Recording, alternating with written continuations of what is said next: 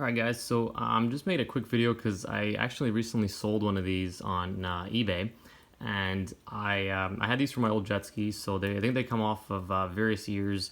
I think 98, 97, that generation of GTX and XPs with the fuel injected two strokes, or some other models that look very similar. They're very distinctive. They're fairly large, 3 inch.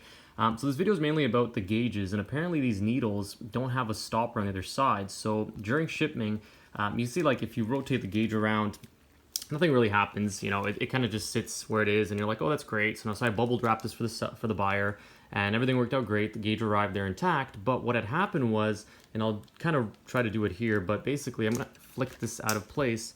See, the gauge arrived like this, where the needle was down at the bottom kind of wobbling. And anybody that sees this when they receive it will say, holy crap, I've just been scammed. Look at this piece of junk that I just got. I was promised a working gauge, and it is working, but it just looks all messed up like this.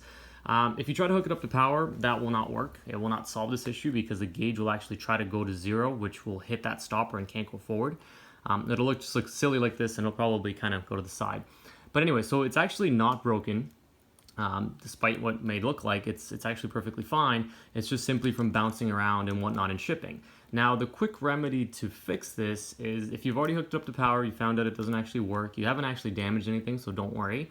And of course, these things always bounce around in jet skis, so I won't waste too much time. Basically, what you want to do is you want to get the gauge where it's facing, it's still horizontal, but you want to have it facing basically on its side. I don't think it really matters if you have the needle pointing up like that or down anywhere. But what you want to do is, if you're right-handed, you have a better flick. So I'm doing this with my right hand, but you want to just give it like a flick in the opposite direction, like towards this way. So I guess this would be counterclockwise, giving it a flick, and just kind of a few times, and then you'll see it'll bounce back to normal. At that point, the gauge will again work. So you turn it on, it'll go to zero, it'll stay there, and it'll also show you speed correctly. So again, if you are planning to sell one of these, or if you have purchased one, it's a really quick remedy. It's not broken, nothing wrong with it. It's just simply during shipping, you guys throw them around all the time, and a quick flick of the wrist, and again, putting it on its side with the needle up like that is probably best, and then just giving it a flick in the counterclockwise direction like so, just really quickly.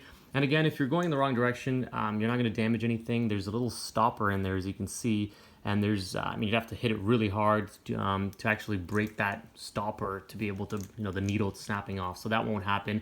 And in most cases, what's probably going to happen is, if you do opposite direction, it will bounce against that stopper and probably find its way anyway. But I find counterclockwise works the best, and just pushing forward.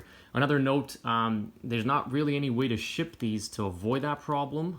Again, I packaged mine really well, and it still had this issue. I think the only way would be if you hooked it up to power, but that's not really allowed. It would need a 12-volt hookup to the purple and black cable, purple being 12-volt positive, black being negative. And then that would keep the needle basically pressed at zero, so it wouldn't allow it to flick over. But again, depends how fast you're shipping. If it arrives in time, you're now shipping a battery, even if it's a small 12 volts. So I wouldn't probably recommend that. But just a quick trick, we'll get it back to normal. And I hope this video has helped you. If anything, just leave me a comment and note if you have any issues that you run into yourself. Thanks.